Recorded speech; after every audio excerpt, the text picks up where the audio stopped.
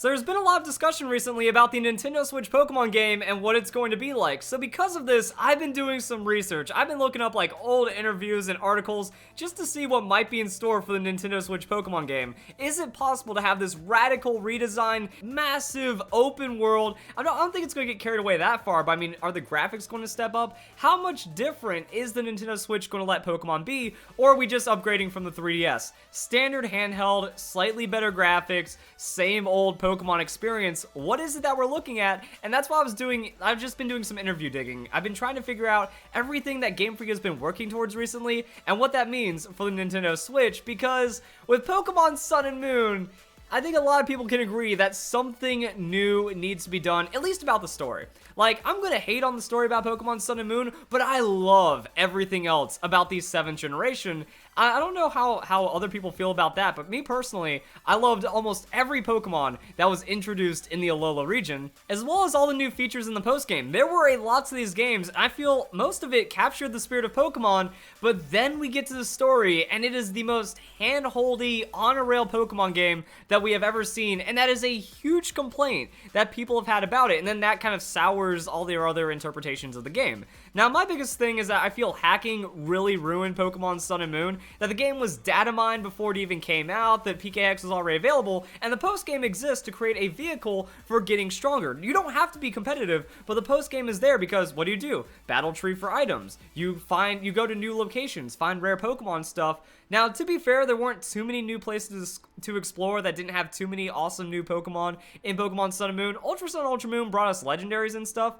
So overall, like, together the 7th generation did bring a lot of it home, but at the end of it, it was too hacked and the story was too easy. So let's see where we're actually coming from. And then this article right here, the methodical destruction of Pokemon in black and white. And this isn't a new article. It's not like this was written this year or last year, just kind of looking back and just crapping on the 5th generation or anything. This is something that a lot of old Pokemon fans held, that until the new generation of fans took hold, this was the common sentiment about the 5th generation Pokemon games, that it threw out the old, welcomed the new, and this interview gives a lot of insight to that, and it makes me very concerned. Because in this interview, there are some devastating things that an old Pokemon fan or any Pokemon fan will hear, and that's how we end up with Pokemon Sun and Moon's story. So what's happening with this interview is that's actually translated from Japanese from this interview, and then gives us some rough ideas. Also, it's from Iwata, so going for those old callbacks and seeing like how he viewed Pokemon and the transition to the 5th generation as well.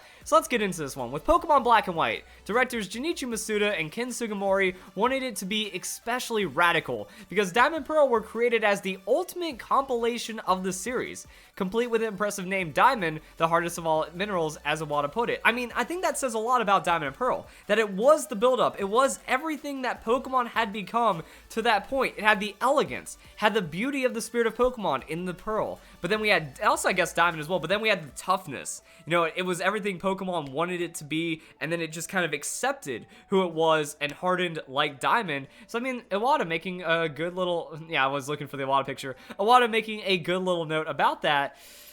But it doesn't get much better from there. If they were to develop a new game thereafter, they would have to change all but the most basic aspects of the series. That I feel like, it feels like Game Freak felt they had to top themselves, but instead of doing that, they decided to just rewrite everything and then rebuild from the ground up from there. And I don't think it worked well for all those older Pokemon fans. A few of these changes were trying to maintain the series' broad audience. Originally, Pokemon was created with the aim of being for both children and adults. Despite this, Masuda felt a little bitter at the thought that the audience was always getting older and would eventually graduate from the series. Ever since Platinum, he had been wondering, how can I keep a hold of these fans? Now I'm going to give you a little bit of a spoiler for the rest of this interview. The rest of the interview shows the exact opposite of how to keep an old Pokemon fan, and I'm wondering, like that's why I'm wondering why he would ask that, or why he would ponder that, if every other decision is kind of in spite of those older fans. He felt bitter that people are graduating, and it seems like that bitterness is kind of seeped through.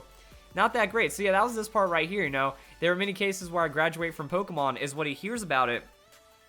And I wonder what that meant. Like, I was wondering, does that mean, like, graduating, just becoming good and being, like, a, you know, a hatted Pokemon master? Or graduating as in giving up on Pokemon and moving on? And it seems like with that in mind, they were like, alright, we gotta baby the new audience, we gotta keep these new kids in, they can't quit, they can't leave, they have to be what rebuilds Pokemon. And that's why the 5th generation brought so many generation wars, that we have the Gen 1ers, we have the new Geners. They're always complaining about all these Gen 1ers, they're making up things. They just kind of trash what everything else that Pokemon was, because they got an inferior Pokemon product, but it was their first experience, so they kind of have to hold on to it, and that's really what it felt like. And we can see that later on in the interview, so let's keep going. Some of the smaller ideas that were tossed around during development were the study of what favorite topics of this generation of people were. That's if anything feels off as an older Pokemon fan about Generation 5, that could be it. They did research on modern culture, on what's hip, what's cool, what's working with kids these days, and that's why it also felt a little disingenuous to Pokemon, because it wasn't like those old school gaming. And I think that brings itself to an entirely different discussion that's also kind of relevant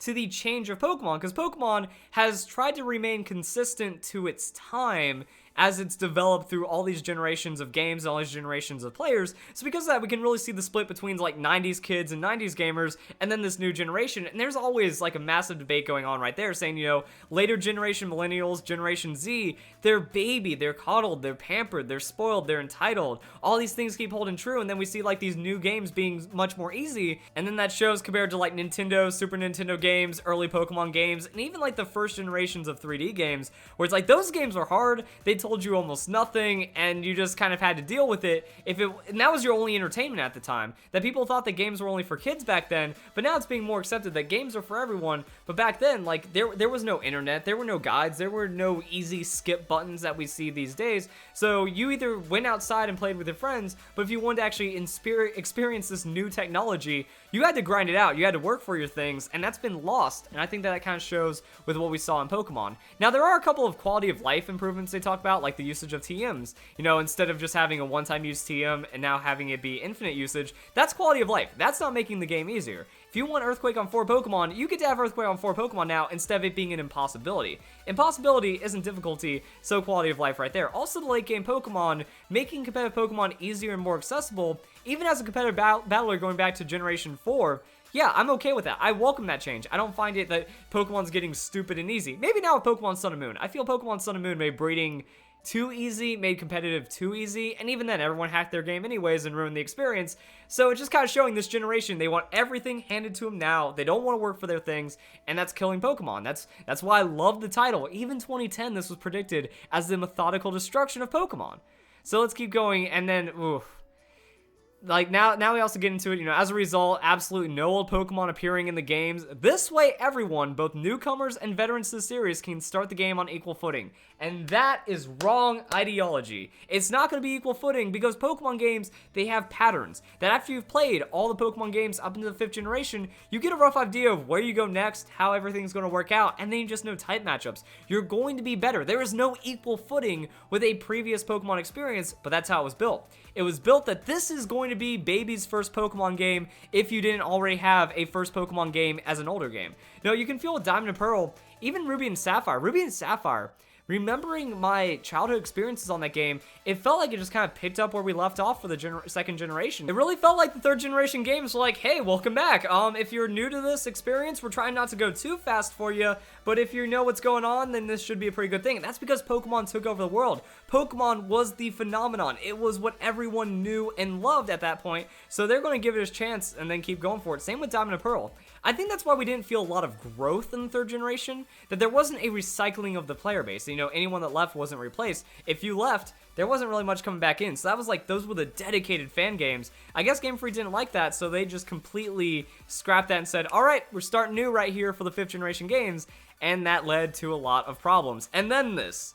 Another complaint Masuda had heard was that the children were having too much problem completing the main story of the game. So going back to the previous spoiled generation discussion, It seems like Game Freak really pampered that. I think we've also seen this in some other interviews where Nintendo, Game Freak, they're like, we have to compete with smartphones now. We have to compete with PC games. We have to compete with all these dollar apps and all this recycling of fresh content. That everyone is ADD right now. Like all these young kids, they're ADD. They need everything handed to them now. And Game Freak, they responded to that. Instead of saying, no, this is Pokemon, we're going to grow you right. You know, I think that's another thing. It's like Pokemon, kids grew up right with the old Pokemon. You understood the real values. You had to work for your things. You had to earn your things. This kind of goes back to later on, you know. For Sugimori, Pokemon has always been somewhat based on reality. It was the story of a boy's summer with a setting based on Japan. The boy wasn't a superhero with any special powers of any sort. He was just a boy collecting bugs in the summer. As he continued to collect, he continued to grow.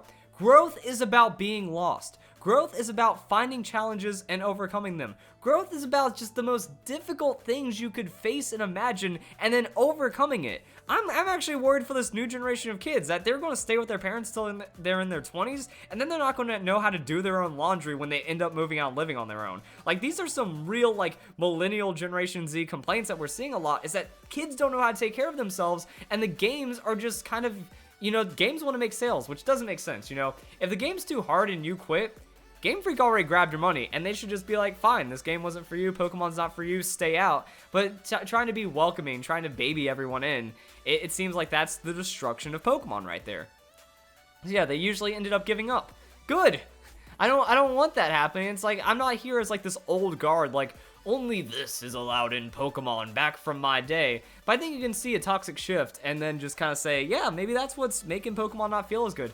Pokemon X and Y got easier, Pokemon Sun and Moon got easier. Now the community is just toxic brats. And that seems what Game Freak has invited, and it was called out 8 years ago for this article, 8 years ago with this interview. It's like we could see the destruction of Pokemon coming, and it just got worse and worse. So Nintendo Switch needs to scrap all that. Legend of Zelda Breath of the Wild, that brought people back. Mario Odyssey, that brought people back. I set out the Wii generation of Legend of Zelda as well as Mario. Didn't get into Galaxy, not my thing, felt a little too young for me. Same with like the Legend of Zelda games, you know. I think this is kind of calling back to those GameCube gamers that felt like the games were leaving them. Even though, you know, gaming started to become more accepted. I think like the late 90s, early 2000s was a weird time growing up, because it was one of those things where like, no, games are only for kids. But now we're past 2010, you know, once you go above 2010, it's like, no, games are for everyone. We got PC gaming, we got enthusiasts out there, and Nintendo Switch captures this. Nintendo is not like we're the baby's console anymore. They know that older fans from like Xbox, PlayStation, they come over here to Nintendo because they love Nintendo games. An adult can enjoy a Mario game. An adult can enjoy Super Mario Odyssey. Same with Legend of Zelda Breath of the Wild. So I think with that this growing up on Nintendo Switch, let me pull up something. I've mentioned this point before, but it is a good point to drive things home. The original Nintendo Switch trailer. How does it lead? It doesn't lead with kids. It leads with some old dude in his apartment. And that is what it's about. This is the college graduation. These are the kids grown up, and they want to play Breath of the Wild. They want to enjoy and experience their games. You don't see too many kids. You see older guys. You see like just workers coming in. It's like, hey, I'm going to get my gang back together. I'm going to get the crew back together. We're going to play some games. And that's what Pokemon needs to do. They need to adapt to this older lifestyle that has been built up and set up by the Switch if they want to succeed. I think that that's what this article shows. It shows that this making everything easier, trying to dumb down Pokemon, trying to make it for kids and then bringing the audience into it is not working. I hope Game Freak could actually accept that. Like Pokemon Go, that happened early, like before Pokemon Sun and Moon came out. So early in development of Nintendo Switch, maybe the success of Pokemon Go could really shift the design of that game. Game Freak should know that we older fans care. Look at the YouTube audience. I'm pulling in, you know, millions and millions of monthly views. Same for a lot of other people, that there is a huge scope of people out there. They're older, they're more mature, and they want to be treated that way. So it looks like Game Freak and Masuda in this article, he got bitter at the fans that graduated and then got mad at anyone old. Like, he kind of took it out on anyone that's older. Like, well, you're going to leave anyway, so we're going to make this for kids, okay? Even though it sounds like he wanted the opposite, he just gave up on that, and it upsets me. This doesn't mean the games are any shallower than before. I disagree. Couldn't get into black and white at all. State that even though he'd played through the game 3 times with 3 different starters, he's only uncovered a fifth of the game. I don't believe that as well. very shallow on that 5th generation. The post-game has about average post-game stuff to it. Still with a lot of hacking, ended up just kind of killing off any extra work that needed to be done. Sure, there was a little extra exploration, but comparing it to Pokemon, actually, yeah, maybe compared to like X and Y Sun and Moon, there wasn't that depth in the exploration. But when we had the Dex Nav, Pokemon Omega Ruby Now Sapphire, hell yeah. Pokepelago, that was pretty cool. Wasn't explorative, but I like that was like an app. It was like mini games. I got to kind of grow myself with that. So adding more features on top of it would have been pretty great. There were many changes made, but what made up the basics? Masuda and Sugimori both had trouble trying to pinpoint exactly what the basics were, and it looks like they missed. It looks like they chewed too much in the real basics of Pokemon, and that's kind of what ended up with what we have right now. So I've been saying this for a while, but much like we saw with Breath of the Wild, it's a man's game. Odyssey, it's a classic, nostalgic Mario experience. Even going to Peach's Castle, it's like, hey, we know you played Nintendo 64. We're gonna wink and nod at you just a bit right here, and we need more of that. You know, Pokemon X and Y, Alolan form, or not Alolan, Pokemon X and Y, giving you the Kanto starters, yes. Giving us Mega Evolution, yes. This is why I'm not mad at X and Y or Pokemon Sun and Moon. The story is what failed. This new revamping for the younger audience to make it for new players only, that's kind of what killed it. But the respect that they had with the Alolan forms, with the designs, I found the spirit of Pokemon in Sun and Moon. I found the spirit of Pokemon in X and Y. I love the design. I love everything that Pokemon caught at its core, except for the story. So they need to give up on that. If players quit, screw them. That's, I think, the best way of putting this. If it's too hard, screw it. You know, you make the game hard. I'm not counting Black and White. Black and White wasn't difficult. I don't care if you could add 5 levels to all the opponent's Pokemon and an extra Pokemon on their team. That's not difficulty. That's artificial difficulty. That's just covering up all the problems that were at its core. And even then, Black and White wasn't that much more difficult than the original games, even on the hard settings. So, I think that's kind of it. Forget about the new players. Make this the Switch game. Make this for everyone. And I'm not saying, again, I'm not saying this is an old guy that's trying to kick new people out. I'm saying this as someone that's like, this is going to be better for everyone. This new generation is not where gaming and society needs to be going. And I think we have a lot of other things that can really make the Nintendo Switch game work a lot better. So, kill hacking, kill this babying, and I think Pokemon can succeed. And it just kind of shows from the warning signs that we saw back in 2010. So, if you guys enjoyed the video, hope you all have a nice day. Thank you very much for watching.